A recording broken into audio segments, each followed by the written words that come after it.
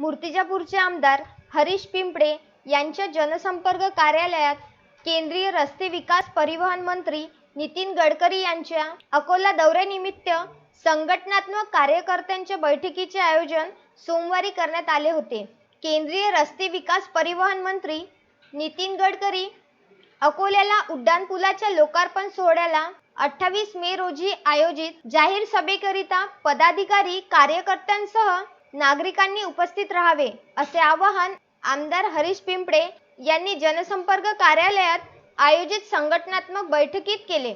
यावेळी प्रदेश कार्यकारिणी सदस्य तेजराव थोरात, प्राध्यापक श्रीकांत किडके, जिल्हा सरचिटणीस माधव मानकर, रमेश खोबरे, युवा मोर्चाचे जिल्हाध्यक्ष सचिन देशमुख, माजी नगराध्यक्षा मोनाली गावंडे, तालुकाध्यक्ष भूषण कैकाटे, शहराध्यक्ष रितेश सबाचकर, रावसाहेब कांबे, डॉक्टर गावंडे, विनायक वारे, गजानन नाकट, संदीप जडमकर आदीसह कार्यकर्त्यांची उपस्थिती होती।